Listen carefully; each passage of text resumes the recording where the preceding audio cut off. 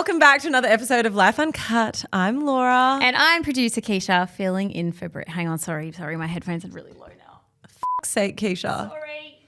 Fuck's sake. Sorry. Have you seen that they're too meme? loud. You think being a producer I'd have this shit sorted before we were recording? Have you seen the meme of the goat? No, the bubbles. It's the bubbles. My favorite thing is to just watch like YouTube videos or memes of little kids swearing, and the little kid who's like, "Look, a bubble, bubbles," and then the bubbles are floating away, and she's like, "Come back, bubbles." Fuck's sake. She's like 3 years old. I actually have. I think you showed this to me. What about the one That's where the girl's looking out the window and she's like, "Look, mum, a fucking goat," and then the mum's like, "Sweetheart, it's just a goat." She goes, "Nah, it's a fucking goat." It tickles me. I'm deeply moved by it. I think it's because they don't realise, like they don't understand that it's a different word. It's a different type. No, there's such an innocence to it. Disagree. They fucking know better than I would. They know everything, and they know that it punctuates the air. The thing that I'm okay with, I don't care if my kids, this probably is controversial, I don't care if my kids swear, but they swear in context and it's not at someone. So if Marley's like, "Fuck's sake," and she's in her little car swearing at her pretend cars, I'm like, yeah, sure. She's like, "Fuck's sake, the traffic's so bad." That in bitch the house. cut you off, didn't it? I know how that feels. That guy wouldn't let you in, Marley, did he? Yeah, fuck's sake. As long as she uses it in context. It's okay. I'm okay with it. I take that back. I'm not really. I do say, "Marley, don't say that." And then inside I'm like, because hearing kids swear is funny when it's your own kid. They know they're funny. They know everything. And they get the validation and the positive reinforcement when you laugh, Yeah. so they do it more. So then they do it again. Yeah. So when you go home today and Marley calls you a cunt.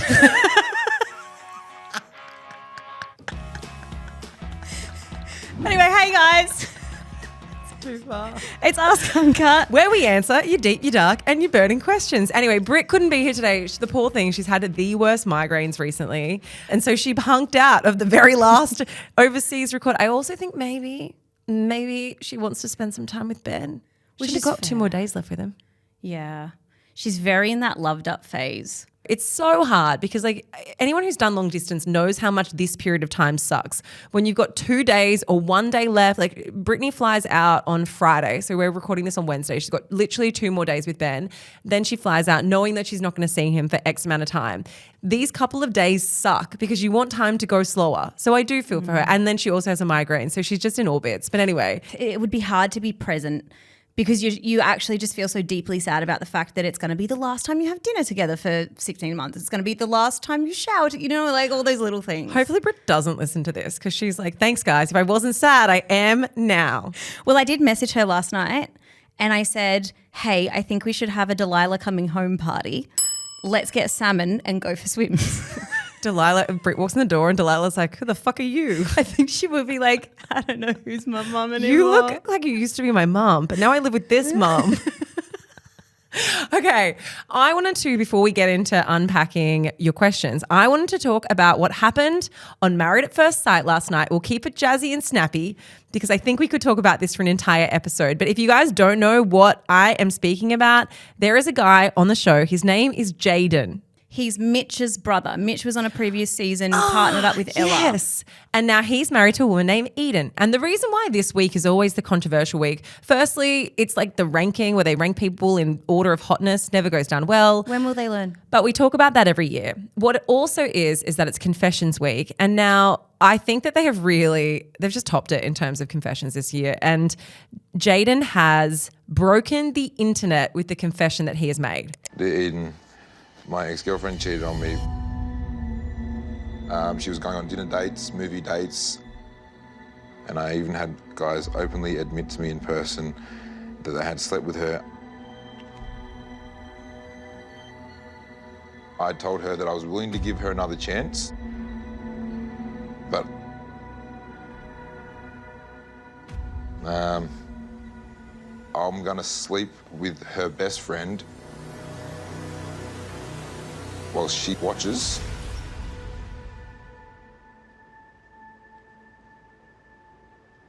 One of her friends agreed to do it.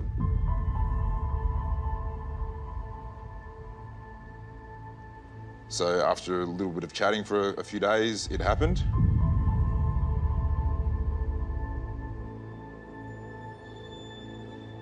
Do you regret that though? I don't regret it. Now, the reason why I wanted to talk about this is because people were absolutely in uproar last night once this played out. I have many strong feelings about it, but the more that I've spoken to people about it today, the more that I've realized that there are conflicting views. So even when I know, Keeshia, you look shocked. You're like, how could anybody? Sorry, I forget that this is an audio platform and my facial expressions don't tell you what I'm thinking. Speak your thoughts. My thoughts were... I just had so many. I had so many, but the main one was what the fuck, which I think is most people's. Secondly, how did you get a friend who would agree to this? I think we can unpack the how, what, why. But one of the things in the conversations I was having today, which made me question everything, is because I think Jaden is getting all of the backlash. Like, he is receiving so much vitriol around this, around he should regret his actions, XYZ. And now I won't say who it was, but we were talking about this in our meetings for radio. So other people who work within media, and their opinion was, well, it's not our place to yuck their yum. Like, if that's what works in their relationship, if that were the rules of engagement as to how they want to navigate such a sticky and precarious situation, then that's on them. And if everyone's consenting to it, then why are we all being so judgmental of what works for them? And then, no, for 1 second I sat there and I was like, yeah, maybe I need to be more open-minded. And then I was like, no, that. Close your mind, Laura, and be more narrow-minded, because I don't think that this is a consensual situation. I think it is such emotional manipulation where, yes, his girlfriend has done the wrong thing. She has cheated. She has betrayed his trust, all of that. But saying to someone, in order to be with me, I need to hurt you. Totally. You need to be hurt. I am going to ruin another relationship that you care about with a friend that means something to you. And I want you to watch and be in pain as a way of trying to get back for the pain that you're feeling is so deeply fucking problematic. And it is just as bad as when people turn around and go, oh, they cheated, so I cheated, or they did this, so I did this. Like, an eye for an eye makes everyone blind in the world. And I just think, like everyone does, there's so many layers of this conversation that are problematic, and there's so many layers of it that just shows how toxic people's behavior can be within relationships. And that is why I fucking love Married at First Sight, because it is a social experiment that has us unpacking how people are actually behaving in some relationships. And I also think it was really fair how the information was concerning enough. But then the fact that he didn't regret it, and I don't actually think it's that he didn't regret it. I think it's the fact that he didn't regret or have any negative feelings around the fact that that's the solution that they came to. Yeah, around the shame of it. Yeah, like I'm trying to think of what would have to happen for me to go, yeah, that's a fair enough punishment that I have to endure. But what's the retribution in that? The other thing as well is I do think that Jaden has been targeted so profusely for this. But to me, everybody in that situation is shit. Like, the girlfriend who's doing the cheating, the friend who is happy to be used as a pawn in that situation, and then the guy who's like, well, okay, you hurt me, so I'm going to hurt you back. Like, this is just the most toxic triad of a relationship, this triangle that's being created, that it's almost unfathomable. And I think it's really, really problematic the way in which MAFS casting casts people who are going to inflame the biggest insecurities in their partner.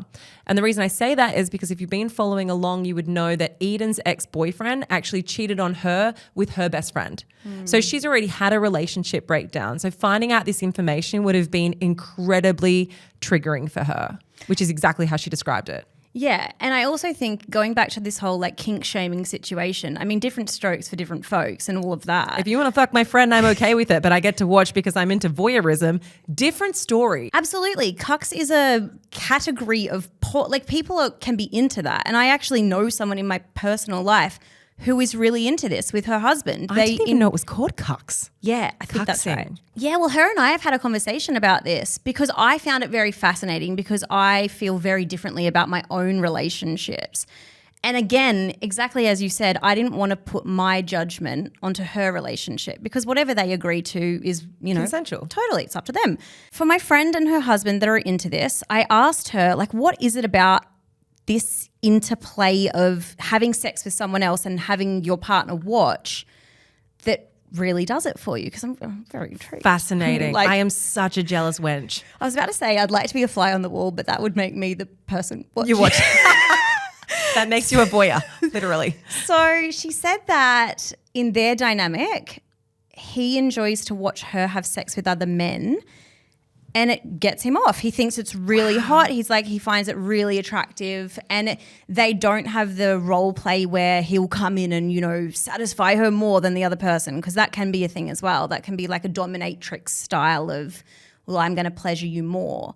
That doesn't completely exist in their relationship. But yeah, like I said, different strokes for different folks. For me, having to watch my partner have sex with someone else is probably the worst form of torture that I could think of. Like, I would rather be physically harmed. I also think for some people, this type of behavior could indicate the beginning of the end. And it may also have been the case for Jaden, since he's now on Married at First Sight and single. Do you think that her agreeing to that situation was like this is an all-encompassing, everything will be forgiven from this point forward? Do you know what I mean? Like, maybe she had a bigger secret in the bag. She was like, oh, fuck, I'll do that. Because if you find out about that other thing, you're going to want to fuck my mom. This has gone too far.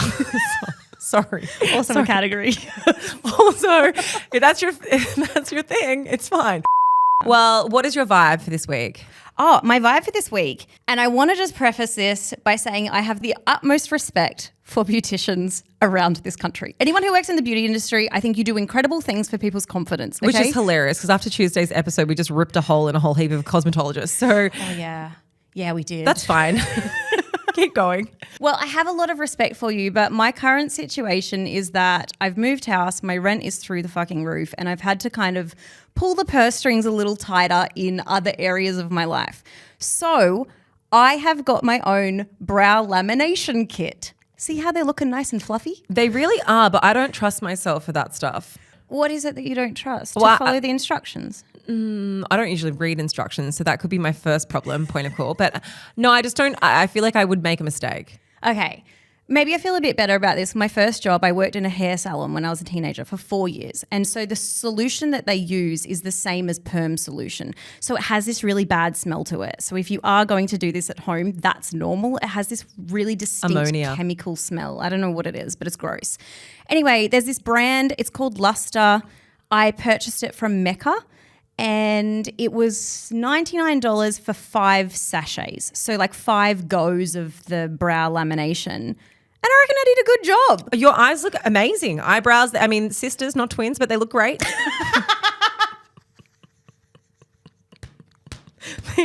They do look really good. They're supposed to be sisters, not twins, though. Would they be a close enough friend for Jaden to think that it was right? Jaden would do the left one, not the right one. He'd make the right one watch. Anyway, so I'm not trying to take away from the beauty industry. What you do is God's work. And I'm still going to go and get them done. Like, I don't really get my eyebrows done that much anyway. I probably get them done once a year, and then I do the maintenance myself. Like, I just get a professional to get the shape back.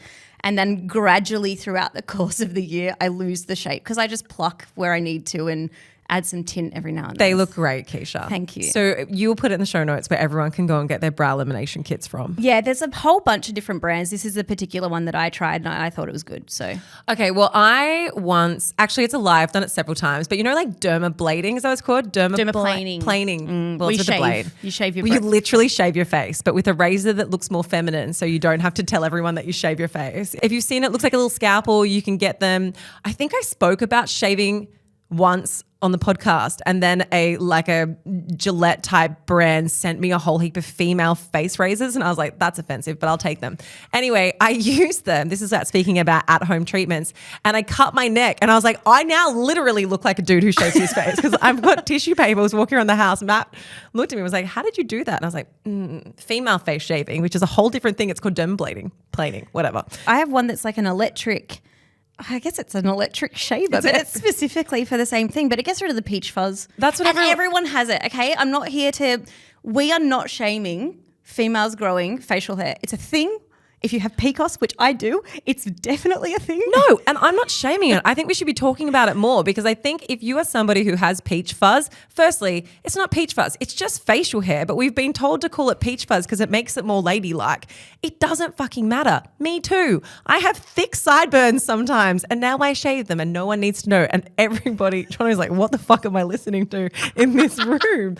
But it's true. I think like this whole idea of dermaplaning yes, I'm sure it exfoliates, but let's stop lying to ourselves. We are shaving our faces. If you do it on the reg, you're a face shaver. Just join the club.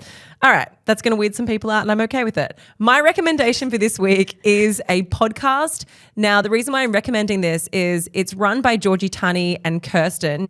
We spoke to Kirsten on the radio show this week, but I think for anybody who's going to Taylor Swift Eras tours, if you are into the Taylor Swift fandom, this is absolutely for you. It is called Ready For It, and they're very small, bite-sized episodes. They're fantastic. They're 8 minutes to about 20 minutes long, and what each episode does is it goes into the songs and the eras of Taylor Swift's different personalities. So, you know, they'll unpack songs from 1998, the little Easter eggs that are in those songs, the meaning behind them, what different albums have meant and how she's kind of come to the creative storytelling that she has. So if you're into Taylor Swift, it's very cool to chronologically work through all the parts of her life and the things that have influenced her music and at the end of the day, the songs that she's written. But also if you're not someone who's that into Taylor Swift, but maybe your friends are and maybe your friends talk about it and you want to know a little bit more, I think that there's so much about Taylor Swift and her career and lifespan that it's almost too big to get into now. You either are like, you're a Swiftie or you're not a Swiftie. And if you're not a Swiftie, the idea of becoming one is like so all-encompassing that no one even knows where to start. And the thing about the podcast that's really cool is the reason why they started this is because, and I think the story behind it is so wholesome, Kirsten and Georgie Tunney had seen a TikTok video and it was about a dad who was taking his 2 twin girls to one of the concerts in the States. And they were so deeply obsessed and so entrenched in the information around Taylor Swift and what she is and represents. And he was like, I don't understand anything and I don't feel like I can connect with my kids. So I think it's also a really cool thing from that perspective as well. Maybe we have older parents who are listening who feel like it's something that they'd love to connect with their kids with. This could be a really, really nice place to start. Yeah, I think the whole Taylor Swift thing, I mean, obviously she's, I would say, one of the most famous people on the planet. She's definitely got one of the biggest impacts in pop culture ever. But not even just pop culture. It's an economic impact. Totally. It's literally, it has so deeply gone beyond just pop culture impact to the point where, I mean, we were speaking about it and you're like, presidents are asking her to come because it brings an increase in income into the country. Like the cultural phenomena that is Taylor Swift is something that I think is unparalleled. I'm not a Swiftie and I'm very much kind of like in between, I would say you and Britt, Keish. Like I am going to the concert, but I don't know all there is to know about it. I just enjoy the music. And I think if you're someone who enjoys the music, but you aren't in the trenches of it, it can feel really othering because everyone is talking about Taylor Swift at the moment. So if you want to get up to speed with it, that's my recommendation. Ready For It. Georgie Tunney from The Project. She's brilliant. And also Kirsten, who interestingly, Kirsten, who's the other host, she used to be a booker on The Project. So she used to do like celebrity bookings for them and now she does it for the Kyle and Jackie O show. So she's really, really cool and she's kind of like knows all the ins and outs of celebrity news. Oh, she'd have some behind the scenes. Goss. Kind of, yeah. Should we get into the questions? All right, question number 1. Now, this one was posted into the Facebook group anonymously and so many people had opinions on this. It was also sent to our DMs as well. So it was so nice they sent it twice, which meant we felt as though we had to give this one some airtime because I think we have slightly conflicting views to what seemed like the majority response on the Facebook thread. Okay, so this is the question. My partner sees a female barber, which is fine. However, she lives 30 minutes away from him. She also works from her own house and wears skimpy aprons, and she also gave him chocolates for Christmas. She gave him a game to try recently. He sees her every 3 weeks, and the last time he went, he shaved. And I'm talking, he shaved everything. I've expressed my concerns and he has said that I am being insecure. Am I insecure or is this just weird? Keeshia. Hang on, I'm just going to reach into my bag and pull out the red flag to wave. You think he's being bad, naughty? Why are you shaving everything? Okay, the shaving everything could have just been a coincidence, I think. Yeah, could have been. But if it was, would his response have been, you're being insecure? Or would he have been like, oh, I can understand that you noticed that I shaved all of my balls before I went and saw my barber. I'm so sorry that my balls are covered in Nutella. I just wanted to try out this new thing before going there. I don't know how you got the impression that you did. Okay, firstly, I don't think you're being insecure. I think that you are being suspicious. And you have been given enough reasons that I would raise a question. For me, the issue here is not the fact that she's asked the question or kind of like brought it up as a subject of something that's a little bit odd. It's the fact that he kind of shut it down and tried to flip it back on you. I don't like that. Yeah, I guess when I saw this in the Facebook group, I think we don't have enough information to make a decision as to whether your boyfriend is or isn't doing the wrong thing. And I actually don't think that this question is around whether he is cheating on you or whether he's not cheating on you. I think that this is a broader question around being validated. So if you have an insecurity in your relationship because your partner is doing things that make you feel not safe, not stable. And you know what? There's enough things in this list that if you wrote them down as you did, the majority of women reading them as they were in the Facebook group would say, yeah, that's weird. And I would feel the same. I think feel validated in the fact that almost every person who read that question thought that this was the sign of red flags, as did you, Keish. But I think it's too little information to make the decision that, okay, he's doing the wrong thing. But it's not too little information to make the decision that he's not validating your concerns. And I think when your concerns go completely disregarded, when you're told that you're being insecure, you feel as though you're being gaslit and you feel crazier. So even if it is no reason to be concerned, that means that it kind of snowballs into a bigger thing than it needs to be. So I would, in the same way that you have laid everything out to us, sit down and have an actual conversation with your partner, not accusatory, not saying, well, you shaved your balls and then you went and saw Sarah and she was in a skimpy apron. You don't shave your balls for me. Because genuinely it could have been a coincidence in timing. And also I think like your definition of skimpy clothing versus what she's actually wearing could be two completely different things. She could be wearing bike shorts with an apron over the top. Do you know what I mean? And if that makes you feel insecure, then that probably says more about you and the things that make you insecure than it necessarily does about him, right? And that's a whole different thing to unpack. But I think it's a conversation of, this does make me feel insecure.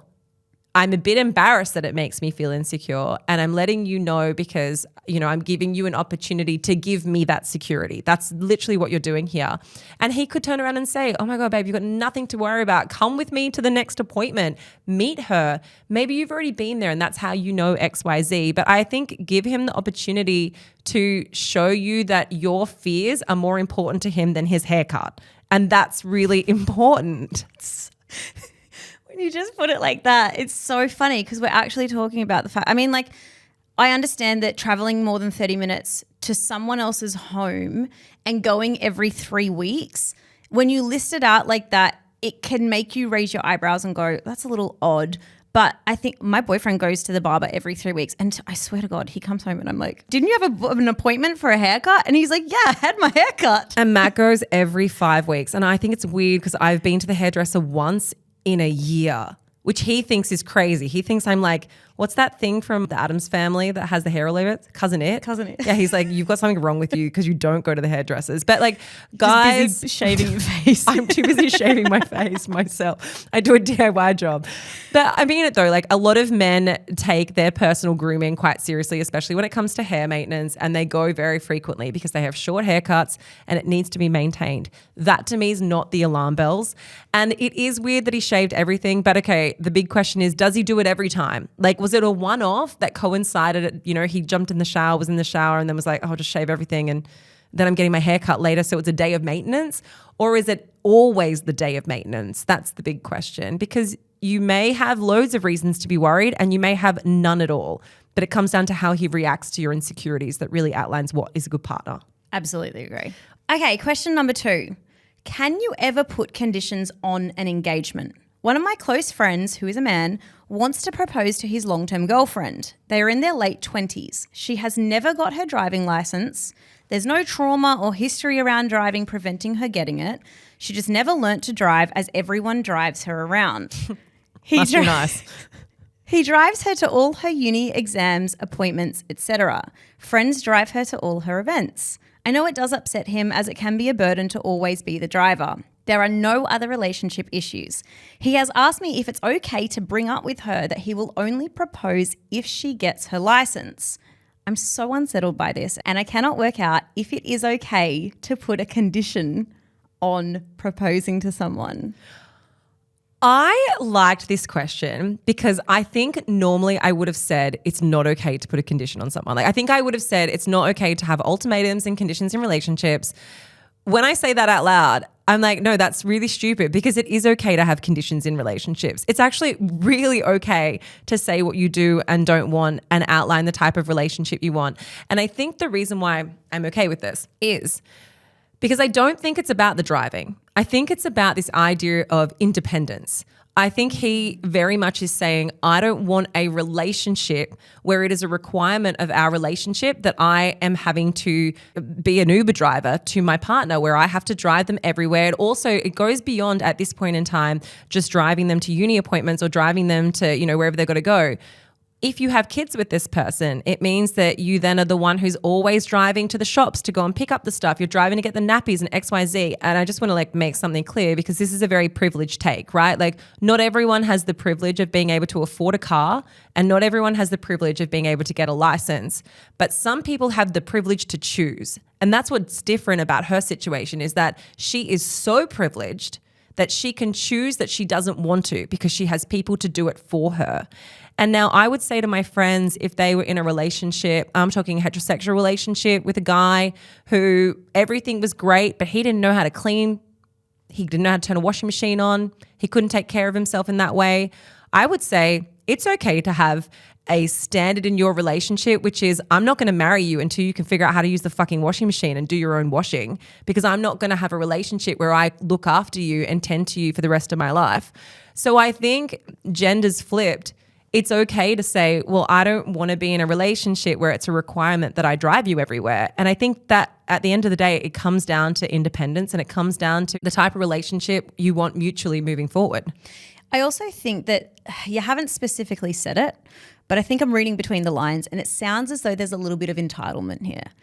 This idea that her life is pretty easy because everyone else does stuff for me, everyone else is more than happy to take me from A to B and I'm going to expect that for forever on.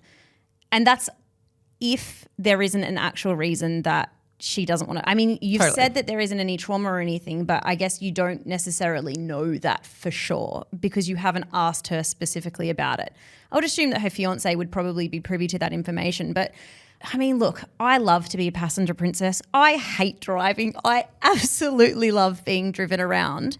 When I went to Europe with Toblerone, my boyfriend, because I wasn't 30 yet, it was a lot more expensive for us to rent a car. To get the insurance. You're like, oh, baby, you have to drive. I was like, well, we could save a couple €100. It wasn't even that much. It was like €75 or something ridiculous. I do this as well. I think there's definitely two types of people. Like if Matt and I are walking towards the car, he's driving because I hate driving. So I will always opt for him to do it. But the thing is I have the ability to. So if there's an instance where he doesn't want to, he doesn't have to take 100% of the load. If he wants to be the one who sits on his phone while he gets chauffeured around, he's allowed to be that person every so often. And he'll say, I'm not driving today, it's on you. And it's okay. I completely agree. And I was going to say that when we did that trip around Europe, I could sense there was a little bit of, not resent, but I could tell he was a bit pissed off about the fact that the burden of driving was always on him. But also, if you're living life together and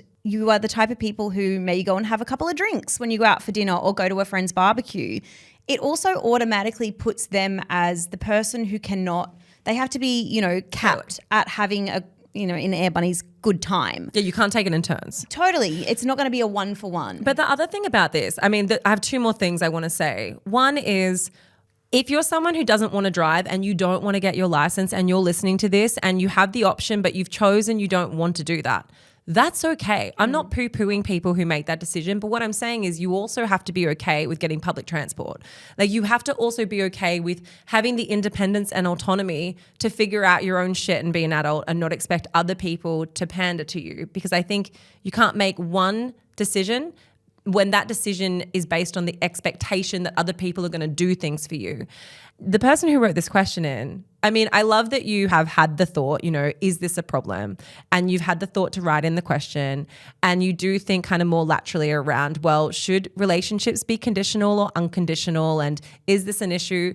I think sometimes we need to worry less about our friends' relationships. If that's what he wants for his relationship and that's a caveat that he has and a conversation he wants to have with his partner, then I think like don't exhaust yourself with their relationship problems. And I know he asked the question, but I would almost be like, you do you. Like the way in which you worded the question as though it's such a deep problem, I think it's really not. Like there's much bigger fish that they could be frying in their relationship than whether or not she's going to drive a car. See, I might see this a little bit differently. It also could be that he is the type of guy who, you know, there's been a lot of progression in terms of like gender roles in the past 10, 20 years. And he might be the type of guy who is like, I want to do the right thing and I don't want to have a bit of a fucked view of this. And so I'm going to turn to my female friend and ask for her opinion on this because I don't want to be putting this.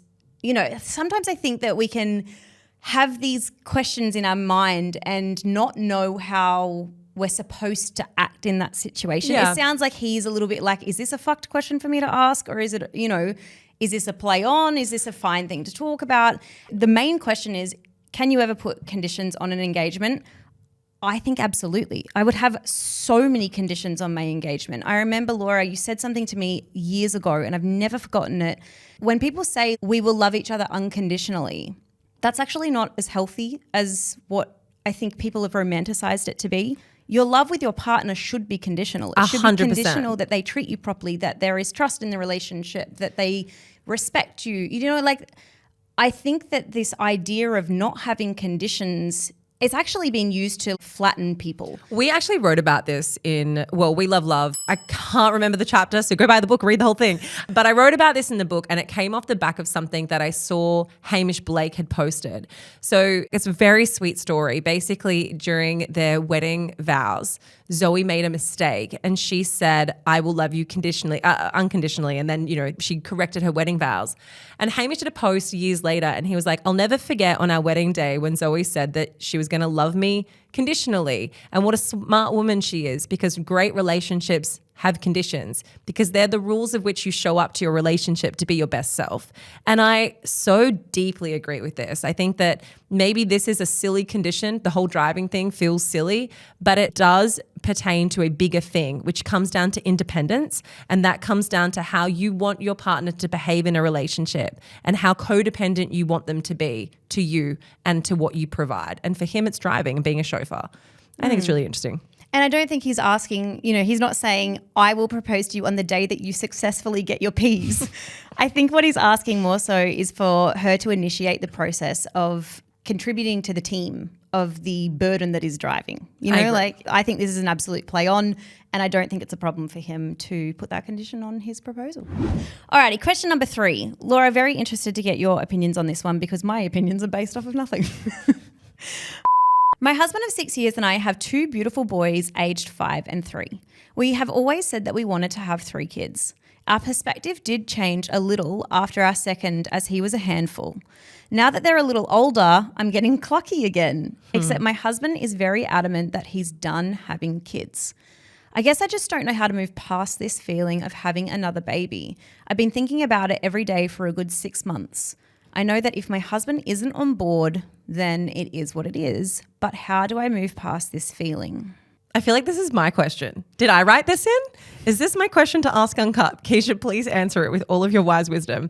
I so deeply relate to this because this is exactly the situation that Matt and I are going through at the moment. So, I mean, slightly different. I never thought I wanted to have 3 kids. I kind of was the one who always said I wanted to have 2. And then I thought when I had 2, I would feel this feeling of completeness. I thought I would push out Lola and I'd be like, well, that's my family done. You know how you sometimes see those Instagram posts which are like the perfect piece of the puzzle and now our family is complete.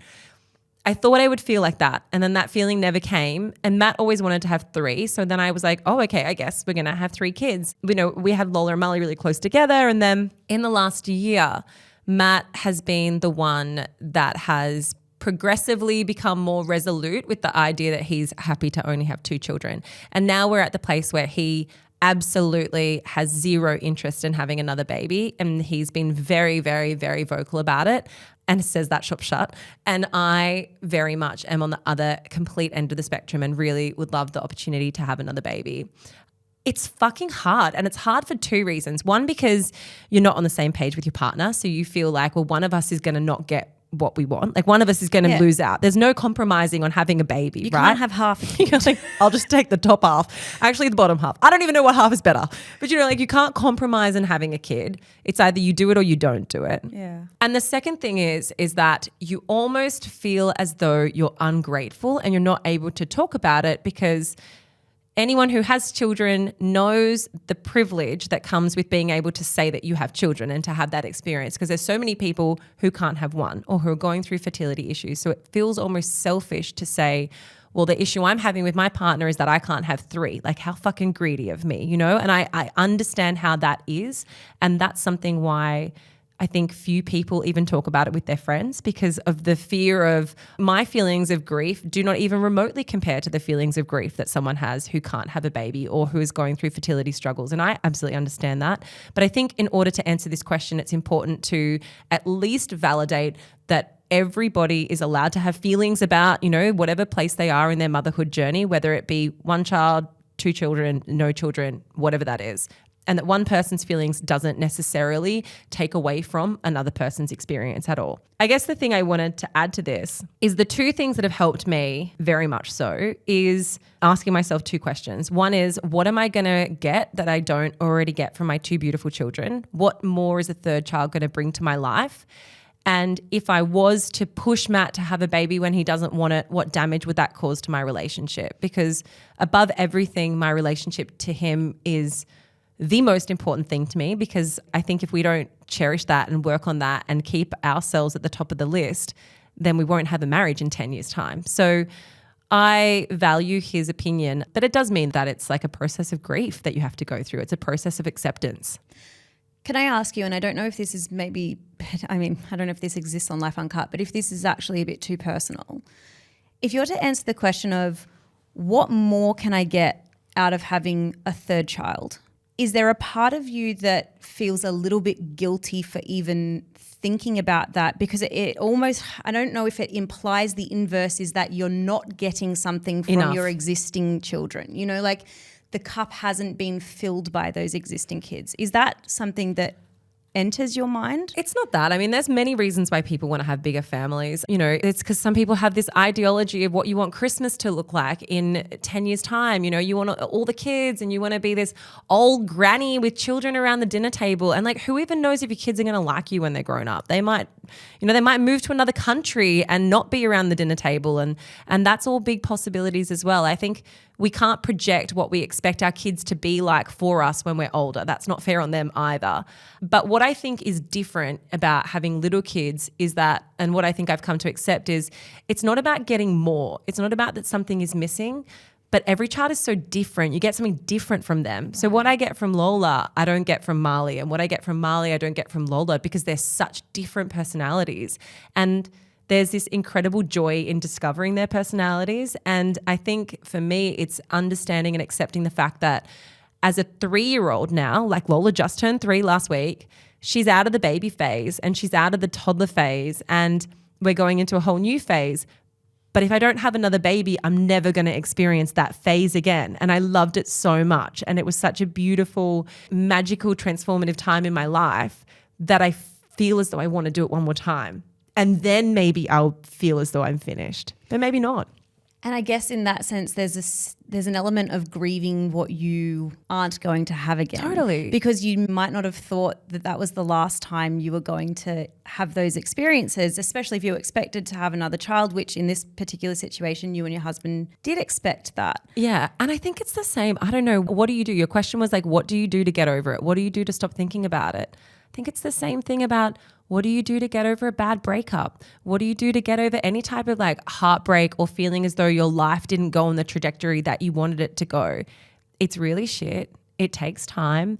And it also takes reminding yourself of all the positive, amazing things that you have in your life already, and reminding yourself that happiness still exists even though you don't get that other thing that you want. I also think that it would be important to understand the reasonings as to why your husband has changed his mind. Totally. So having an understanding of the sacrifice that would be involved. Is it a financial consideration? Is it an emotional consideration? Does he feel as though he is at his capacity providing for the family.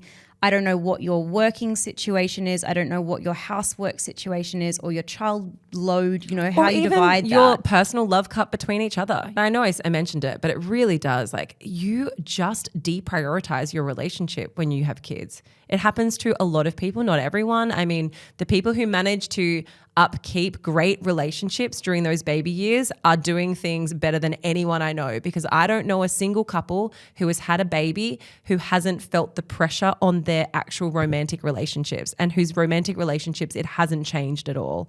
Yeah, so maybe having an understanding as to, like, he could be really excited about the fact that you've now got a 5-year-old and a 3-year-old, and you guys are going to get a bit more of you back. Yeah. Like, you're going to have the possibility of going on date nights again and not doing the nappy situation. And he could be more excited about gaining that back from your relationship. And this is under the assumption that you've lost it, which, like you said, Laura, most people do. And I'm not saying it's gone, but it's probably decreased. Totally, to a degree, you know, like that there's an element of it.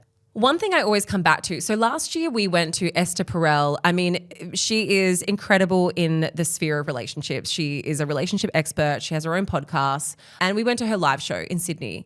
And she covers so many different types of relationship issues that I kind of was sitting there and I was like, I don't think I'm going to get anything out of this, because she's talking about single people. She's talking about, long-term. Anyway, but she said one thing, and I'll never forget it. She said, if you love your kids, the most important thing you can do for your children is to put your relationship with your partner first. Because if you want to show them what modeling a great relationship is, then model it with your partner. If you want them to not grow up with like not knowing what the reference point is for a loving and solid and caring and compassionate relationship is, she's like, your relationship with your partner should be the primary relationship in your life, and then your relationship with your children.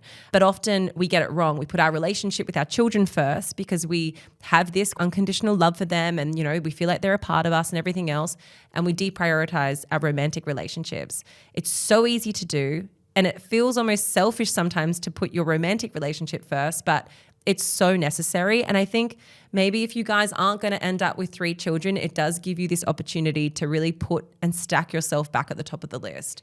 And I think in time, with everything, you will get to a point where you are happy with the relationship and family dynamic that you have. Yeah. And also, I'm sorry, because it sucks. It sucks. And like we said, you can't meet halfway. We often land on, well, this is a compromise you could make. Unfortunately, in this situation, there isn't one. And I feel you. I know. Slide into Laura's DMs and you guys can chat. Slide into Matt's DMs. He'll tell you why he doesn't want to have more kids. Okay, last question. My recent ex of 5 years is back on Tinder after only 1 week of breaking up with me. We had a kind and respectful relationship, and he had said that he would take a really long time before being able to move on. I think he may have checked out a long time ago, but he kept saying future affirming things to me, which masked a lot of his behavior in the lead up. I know he hasn't technically done anything wrong in terms of timing, but how do I move on from this and the feeling of being so replaceable? Oh. It's so shit, isn't it? I've been in this situation, except mine wasn't even a year. So I'm going to times the pain I felt by 5. It just feels... Hers is a week. What are you talking about? No, they were together for 5 years. Oh, I thought you meant mine. I thought you meant you'd been broken up for a year, and I was like, get over it, Keeshia. Get over it. I really hold on to things, don't I? You saw him on Tinder a year later? Oh my God. It just sucks. I know that, the technicalities of they can do whatever they want and all of that exists. When you're in a relationship with someone, especially if you've been with them for 5 years, you think that you're really special. You think that you're... But you are special. Of course you are. Of course you are. But when you find out a week later that they're trying to fill the gap that you provided in their life, it really can have you feeling as though what you had together was somewhat insignificant. I can completely relate from both sides, because I've been the person who's done this, and I've also been the person who is in your situation where I've seen exes very soon afterwards. Like I said, I have done this, and I think for me it came from a place of, normally when you're in a long-term relationship, you have someone to love, you have the validation, you have the comfort, you're not lonely, all the things that the relationship provides. has been taken away from him as well. Relationship breakups are so hard for people who are broken up with, but they're also really hard for the person who's doing the breaking up. And I'm not trying to play devil's advocate here. I'm not trying to be like, oh, let's think of the poor guy As he swipes and gets RSI in his thumb. What I mean is that seeing someone who you were in a relationship with on Tinder doesn't mean that he's over the relationship, and it doesn't mean that the relationship is instantly replaceable. It is a Band-Aid and a distraction for how he is feeling. And I think even if he says it's going to take me a really long time to get over this, it may not. But him being on Tinder is not an indication that he is over the breakup or that he's in a great place. He could be in a really, really shit place. You are also in a shit place, but I think let's not completely derail that. The other thing as well about breakups and timings and what is a respectable amount of time is that when you're in a relationship, you think you know someone so well. You think you know how they're going to respond in adverse situations. But people do really shit things in breakups, and they act in a way that you think, oh my God, I didn't even know that person. I don't even know who they are because the person I love would have never done X, Y, Z. It's so easy to look at things black and white, but people do shitty things, and it doesn't mean that what existed wasn't real. Him going on Tinder now doesn't completely mean that the last 10 months or 6 months of your relationship wasn't important or that he wasn't working through whatever. And I say this because it's kinder to yourself than being like, I meant nothing because of this one thing that he's doing now. Or sometimes we go, they cheated, so they didn't love me at all. People can have multifaceted feelings. You can cheat on someone that you love. It doesn't mean that it's healthy. It's fucking super toxic, but people do many things and life is not black and white. I would say go and listen to our episode that we did all around breakups, because right now you need to focus less on what he is doing right now and more on what you can do to heal yourself. And that is stuff like going no contact, going and spending time with your friends. If your friends see him on Tinder or see him doing stuff, make sure that they know not to report back to you, because this information is not going to help you and it's only going to hurt you further.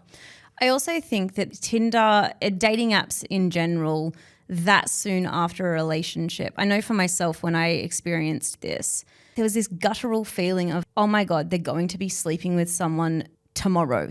I think we can catastrophize the situation and we can give ourselves the worst case scenario.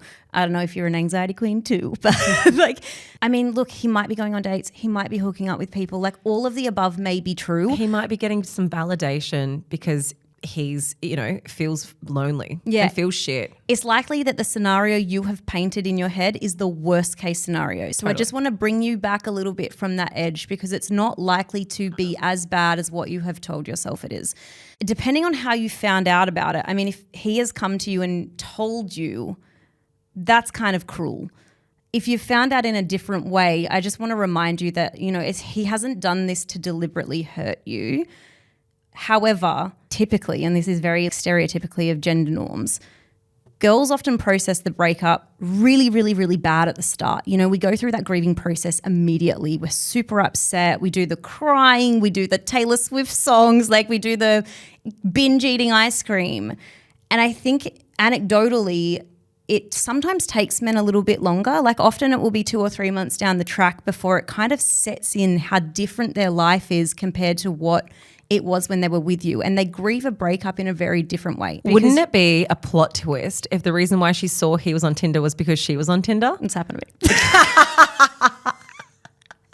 I set my radius really small because I was like, I know you're on here and I will find you. Maybe he was on there because he was checking if you were on there. Do you know, it could be. Whoever's the breakupper is not checking to see if the breakupee is on there. Maybe. You never know. But really, if that was the case, think about how you're feeling. Yeah, fucking don't Don't block him. Just block him. You don't need to see any of this shit, and make sure your friends know not to tell you. Anyway, guys, that is it from us. And Brittany is back from Scotland next week. So we're going to be in the same room, which is wild. And we are all so excited for it. And if you have a question for Ask Uncut for Britt and I to answer, slide in the DMs. You can do that at Life Uncut Podcast on Instagram. You can join us on the Facebook discussion group, which is Life Uncut Discussion Group. Also, just want to interject. What have I done? The Facebook discussion group is so great. Keeshia lives in there. I actually spend an unhealthy amount of time in there. If you're in the Facebook group, you're probably like, yeah, I see you comment on fucking everything. Get a life. I lurk. I'm there, but I'm lurking. I love it so much. And I feel as though it's such a nice point of connection for me to feel as though I know everyone in this community. And I know that it exists within other lifers as well. Like there's these friendships that are quite weird parasocial style of friendships that exist all across the country. It's so cool. But also, like, how fucking lucky are we that we have this community where if you guys do have questions, there's so many anonymous questions that get posted in there. Everybody gives their lived experience, their advice, how they would show up in the situations that you're experiencing. I know that we get to answer questions here on the podcast, but even like the one we did earlier today, there's so many that get asked on there. And I would say overarchingly, for how many thousands of you are in that group, it is so supportive. Of course, at times things can go awry, but we do our best to make sure that everyone is playing safe. And honestly, we're so proud of you guys. We fucking love this community so much. Do you want to know what the last thing I asked for like advice in the Facebook group was on? Brow lamination? Better. Contents insurance. Wow, you can really comparethemarket.com. Literally though, there's the answer to everything in there. You can find it in the Facebook discussion group. The link will be in the show notes. And also you can join us on TikTok. That's it from us. You know the drill. Tell your mum, tell your dad, tell your dog, tell your friends and share the love because we love love.